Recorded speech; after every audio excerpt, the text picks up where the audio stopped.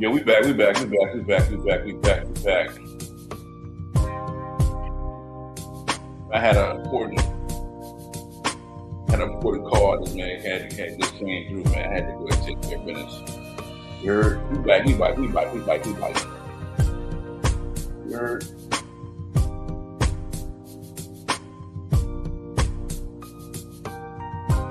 NFL Week 1 vibes, man. Yeah. Uh, uh.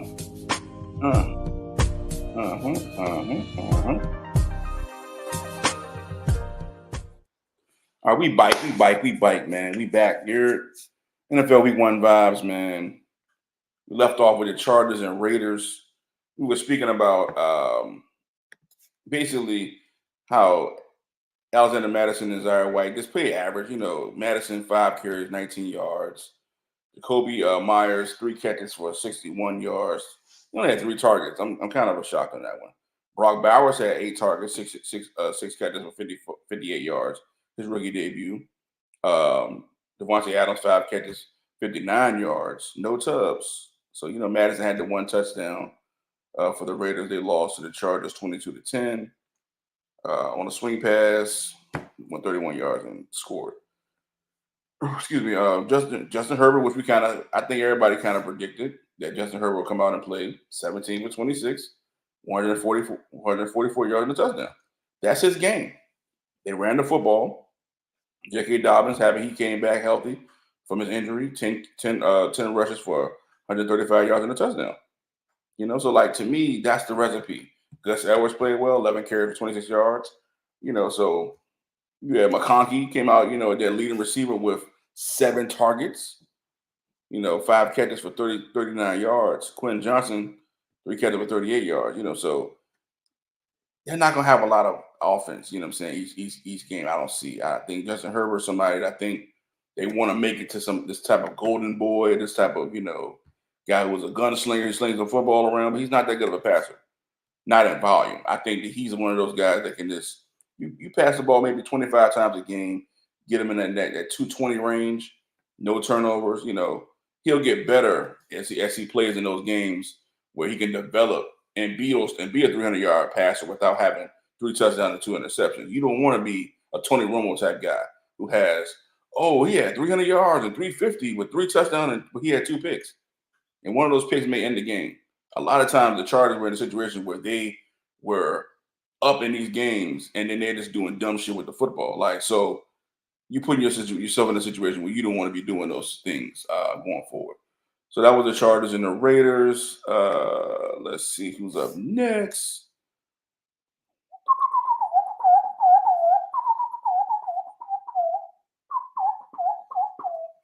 We had the Broncos and the Seahawks. Bo Nix came out, you know. I was surprised he threw the ball as many times he threw the ball. Threw the ball 42 times, 22, 138. That's not good. 3.2 yards a pass, 2 interceptions. He was sacked twice. He ran the ball 5 times for 35 yards in a tub, which I thought he would do. You know, I thought Javonte Williams would get more carries. He only had 8 carries, though. Like, come on, man. 8 carries for 23 yards is ass. He's a way better running back than that. You know, you had Josh Reynolds, who had 8 targets, was shocked. Cortland Sutton had 12 targets, 4 catches for 38 yards. Like, you know, their offense is just not clicking, man. Like, I just don't think that Sean Payton is as good as everybody kind of says he is. I think he's overblown. I think he has a inflated, you know, how do I say, inflated, just the inflated,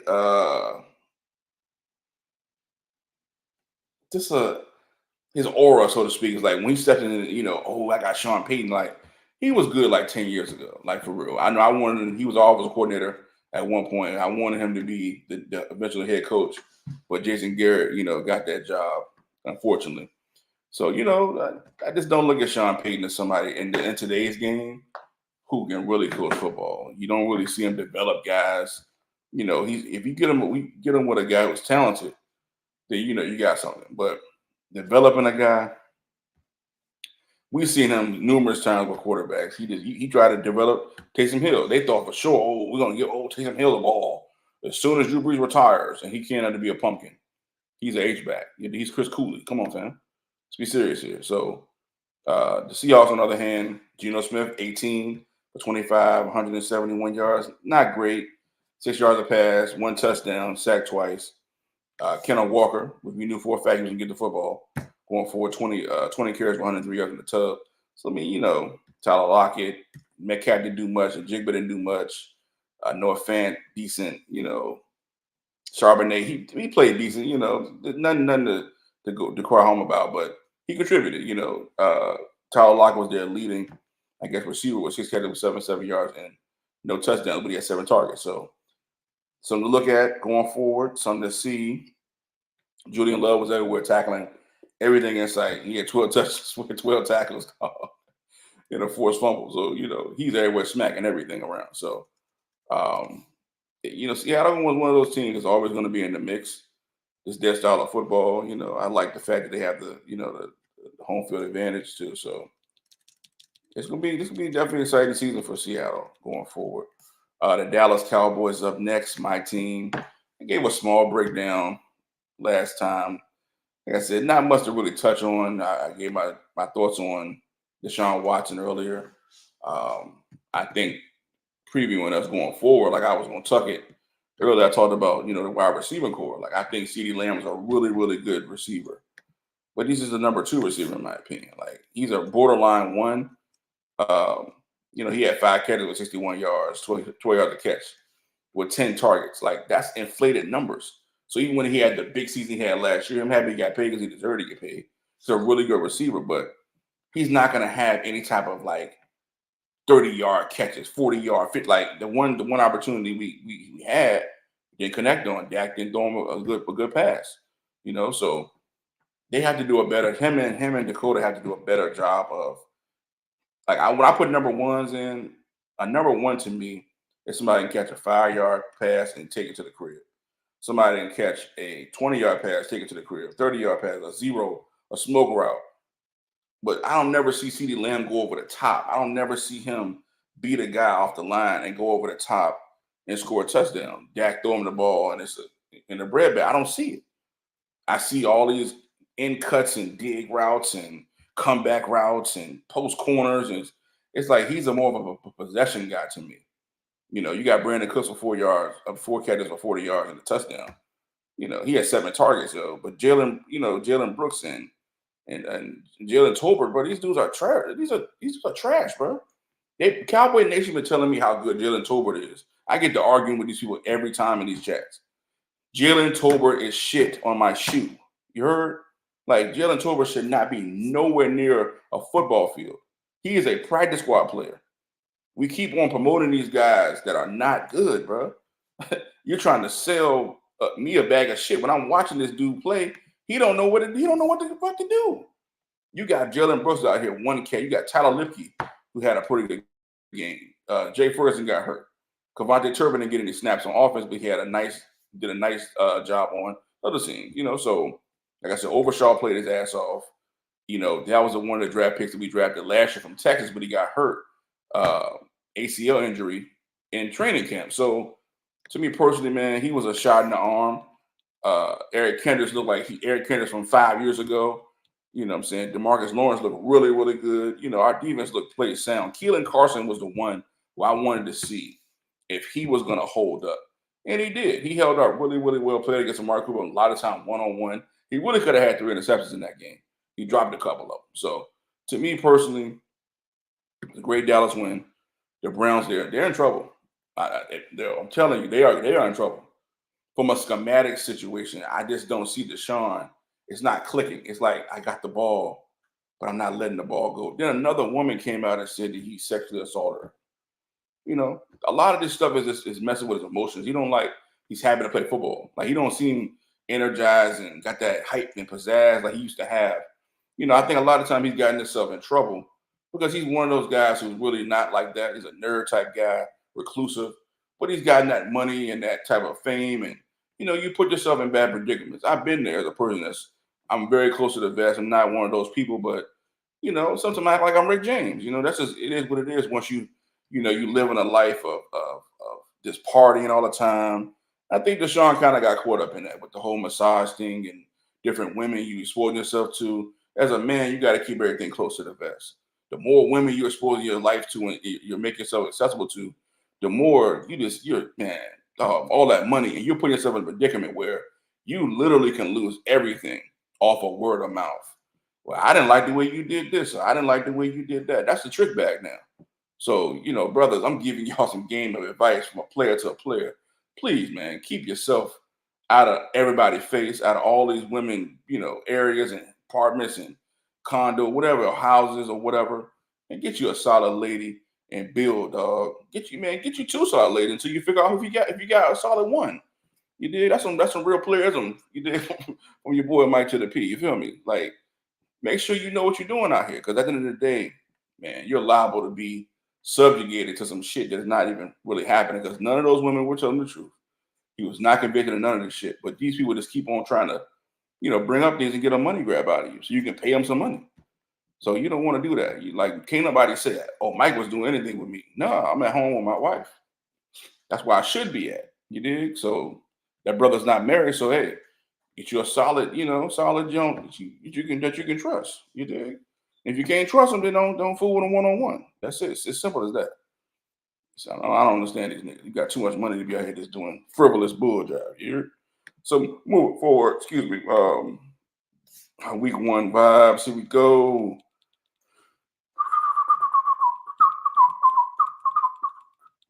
We got the Washington Commanders. Man, I'm calling them the Redskins. I'm not trying to be disrespectful. The word commanders to me is as goofy as a fool. I don't think that they should be calling themselves a commander. Like, what is a commander? You know what I'm saying? Like, the Redskins was fire. Like, I've heard mixed opinions. Like, the Redskin name is disrespectful. Then people say, hey, the Redskin name is not disrespectful. What is the whole thing about the Redskin name? Is it disrespectful or is it not? I don't know. I be wanting to know these questions, but niggas be telling me to be quiet. So I just say, hey, where's the line at? I mean, you have made billions of dollars off this team and being called the Redskins for years. Now all of a sudden, it's an issue. I mean, we are the original Indians, so a Redskin, I don't know. That's an off brand from the original Indian, the original digital. So I don't know. I just laugh how people act like we're not the original people from the planet. Like they have their signs that say, "Hey, Lucy was the first bone we found here." But then, hey, you guys don't matter. You weren't here in the beginning. That makes no sense to me. So yeah, we're gonna move forward. The Bucks and the Redskins, I'm gonna call them. Yeah, Jaden Daniels, 17 for 24, 184 yards, no touchdowns, no interceptions, sacked twice. He ran the ball pretty well, really well, actually. It's a rookie record, I believe. 16 for 88, 2 touchdowns. So Brian Robinson, 12 carries for 40 yards and a touchdown. He needs more touches. Austin Eckler, I don't know why you signed Austin Eckler if you're not going to get him the football. Austin Eckler only had 2 carries for 10 yards, 5 yards a pop. And then you have four catches for 54 yards. They spread the ball around a lot, and it was really good spread it around. 4 targets. Brian Robinson had 4 targets. Zach Ertz had 4 targets. Luke McCaffrey had 3 targets. McLaurin is the number 1 receiver. He had 2 catches for 17 yards and 4 targets, dog. That's disgusting. At 8.5 yards a catch. Those are the numbers I pay attention to. That's not good football, fam. You got your dad going, number 1 receiver out here starving. Your number 1 receiver out here starving. You need a bologna and cheese sandwich. You did. But you got Baker Mayfield that's playing really good football. And I don't know if y'all noticed, he picked up in the beginning of last year. He's carrying that right into this year. He probably should be the offensive player of the week, but they gave it to Saquon Barkley. Baker Mayfield, 24 of 30 for 289 yards and 4 touchdowns, no interceptions, 1 sack. Played a really good football game. Bucky Irvin played pretty well, 9 carries, 62 yards. You know what I'm saying? Rashad White played well. So to me, Godwin, he did his thing as a possession guy. 8 catches, 83 yards and a touchdown, 8 targets. Mike Evans did his thing as usual. Mr. Reliable, shout out to Dom. Mike Evans, 5 catches for 61 yards and 2 touchdowns, 6 targets. So to me, man, the Bucs are gonna be a team to look out for sure. I don't think they're gonna beat us, but that remains to be seen. Me and Dom going to that game too for sure. So show my boy Dom all day, and my boy Carvel too. You know what I'm saying? Don't forget my boy Carvel. The shizzle dizzle by Wizzle. That's my guys, man. Buccaneer fan, long Buccaneer fan. I'm talking about like Sean King days, like yeah, thorough Trent Dilfer days. Buccaneer fans. These ain't no just fly by night fans. You know what I'm saying? So they've been in the thick of things for sure. Don't want to touch on the Rams game. We kind of already touched on that already. We already touched on the Jets 49ers too. So that's the wrap up week one. The week one vibes, man. Your boy Mike P. You know how I do. You dig me. I just want to say week one, it was good football. Good football was played. I think that the offenses will catch up. I think a lot of the offenses struggled week one, trying to really keep up with the defenses. Like I said, our defense had the Browns in shambles, Jack. You know what I'm saying? So I think that going into week two, like tonight, check out on Prime, which I've already previewed already. Go back and check that out. The Buffalo Bills and Miami Dolphins. I feel like that great game. It's going to be in Miami. Another great game. It's going to be New Orleans and Dallas. They're both 1-0. You know what I'm saying? To look at that, that's going to be a really good situation where we're trying to figure out who's really good at contenders and who's not at contenders going forward. So another game I look for. Let me see. Another potential game that could be a really good game. That New England-Seattle game intrigues me a lot. I think that, again, I told y'all, and I think New England's going to win the division. I think they're gonna sneak Seattle. I'm telling you, I think they're gonna sneak Seattle. Let me see here. Let me see. I think they have a good opportunity, man. If they can just do what I said they're gonna do, get Hooper the ball, get what's the brother name? Get Hunter Henry the ball. I think they have a really good opportunity to, preview themselves. I think they have to do a better job of getting KJ Osborne the football and DeMario Douglas. Like Pope played, they pedestrian. They all had one catch. Like, you got to get in there, man. Like Bentley was all over the place. Duggar was all over the place. Jabril Peppers was hitting everything walking. So like they played really well as a unit defensively, which I knew they would come into the game. They got a good kicker in Joey Slott too. So to me, man, I think Seattle running back Walker, I think he's hurt. So, I think I'm starting my boy Metcalf this week. I got him in my fantasy. I didn't play him last week.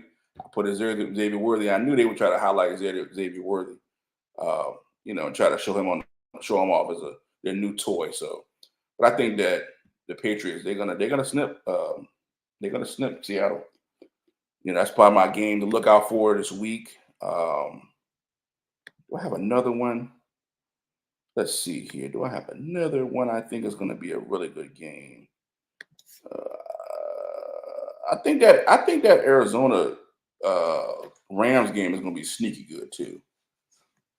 That Detroit and Tampa Bay game is going to be a damn good game.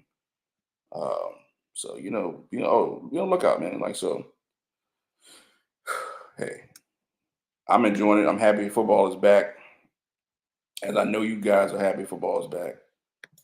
People who love football like I do, playing football, try to run a high school, you dig? Try to run a rec, all that, you dig? It's your boy Mike P, man, the One Mike Podcast. I'm out. Love, baby, love. All day. Love each other, man. We all we got in the world. All we got is love. Too much hate going. Support each other, support one another. Give me some wings this evening. Give us some yak and time to sit back and relax. Work hard all day. Sure.